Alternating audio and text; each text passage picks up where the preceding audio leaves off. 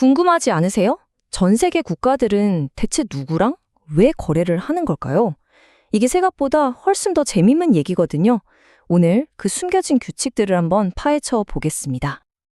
자, 이걸 한번 보시죠.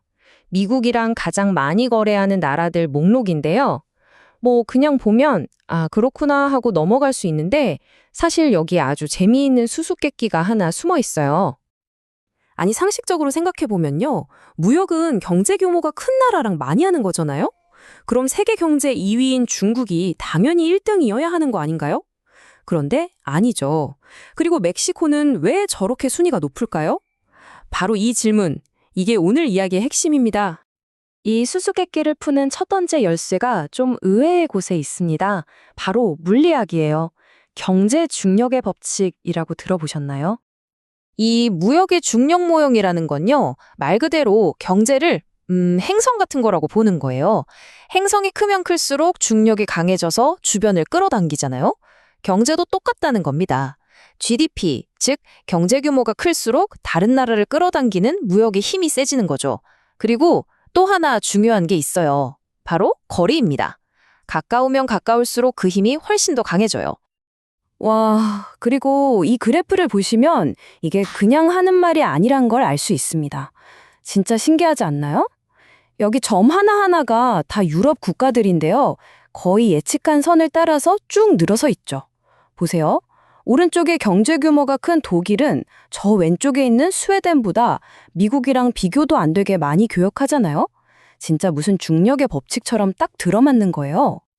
자, 그런데 세상 일이 그렇게 간단하면 재미없겠죠? 이 중력 법칙만으로는 다 설명이 안 되는 변수들이 있습니다. 일종의 마찰 같은 것들이죠. 이런 힘들이 무역의 규칙을 막 뒤흔들거든요. 그중에서 가장 중요한 마찰 요인이 뭔지 아세요? 바로 또 거리입니다. 아주 심플한 공식이 있어요. 두 나라 사이의 거리가 1% 멀어지잖아요. 그럼 무역량은 약 1%가 줄어듭니다. 와, 이 간단한 숫자가요, 진짜 어마어마한 차이를 만들어내요. 자, 바로 여기서 우리가 처음에 던졌던 그 질문이 풀립니다. 캐나다랑 멕시코를 한번 보세요. 경제 규모만 따지면 이 정도로 미국이랑 많이 거래할 수가 없어요. 근데 왜 그럴까요? 이유는 딱 하나죠. 바로 옆집이니까. 이 거리라는 변수의 힘이 이렇게나 센 겁니다. 물론 바로 옆에 붙어 있다고 다는 아니에요. 변수는 더 있습니다. 예를 들어서 USMCA 같은 무역협정을 맺었다거나 아니면 같은 언어를 쓴다거나 이런 건 무역을 확 늘리는 엑셀 같은 역할을 하고요. 반대로 쓰는 돈, 그러니까 통화가 다르면 이건 브레이크처럼 작용하죠. 이런 것들이 중력 모델에 더해져서 현실의 무역을 설명하는 겁니다. 좋습니다. 지금까지는 누구랑 거래하는지에 대한 규칙을 봤죠?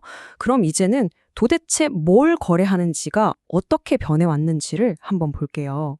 와, 이 역사를 보면요. 진짜 롤러코스터가 따로 없습니다.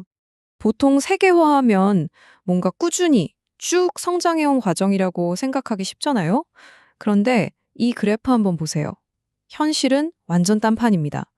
19세기부터 잘 올라가던 세계 무역이 1914년 1차 세계대전이 터지면서 그냥 폭삭 무너져 버려요. 그리고 원래 수준으로 돌아오는데 수십 년이 걸렸습니다. 이게 우리한테 뭘 말해줄까요? 바로 이겁니다. 세계화는 그냥 저절로 이루어지는 당연한 게 절대 아니라는 거. 전쟁이나 어떤 정치적인 결정, 아니면 금융위기 같은 큰 사건 한 번 터지면 언제든지 와르르 무너질 수 있는 생각보다 굉장히 약한 시스템이라는 거죠. 거래하는 물건 자체도 완전히 달라졌어요. 한 100년 전만 해도요, 배에 싣고 나르던 건 대부분 농산물 아니면 원자재, 그러니까 땅에서 나고 캐는 것들이었죠. 그런데 지금은 어떻습니까? 지금 무역의 주인공은 단연코 공장에서 뚝딱 만들어내는 공산품, 그리고 눈에 보이지 않는 서비스입니다. 네, 바로 이 서비스가 지금 세계 무역의 판을 완전히 바꾸고 있는 게임 체인저입니다. 우리가 무역하면 떠올리던 그 개념 자체가 흔들리는 완전히 새로운 시대가 열리고 있는 거예요. 물론 아직까지는 공산품이 제일 큰 부분을 차지하고는 있어요. 그런데 정말 우리가 주목해야 할 건 저기 보이는 서비스 분야의 조용한 하지만 무서운 성장세입니다.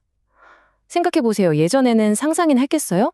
인도에 있는 콜센터 직원이 미국 고객 전화를 받는다거나 아르헨티나 디자이너가 한국 회사 로고를 만드는 거예요. 이런 서비스들이 이제는 국경을 그냥 막 넘나들고 있습니다. 이건 항구에서 컨테이너에 자동차 싣는 거랑은 차원이 다른 얘기예요. 물리적으로 뭔가 움직일 필요가 없어요. 그냥 정보, 전문 지식 같은 것들이 인터넷선 타고 순식간에 휙 하고 날아가는 거죠. 이걸 우리가 서비스 옵쇼어링이라고 부릅니다. 경제학자 앨런 블라인더가 이런 말을 했어요. 미래의 무역은 이걸 박스에 담을 수 있나 없나로 나뉘는 게 아니라는 겁니다. 진짜 중요한 건 이걸 인터넷으로 보낼 수 있나 없나가 될 거라는 거죠. 와, 정말 핵심을 꿰뚫는 말 아닌가요?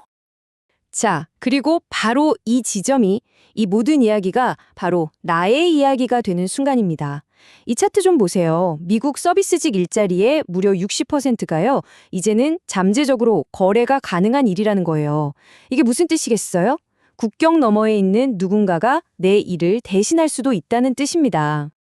그래서 오늘 마지막으로 이 질문을 던져봐야 합니다.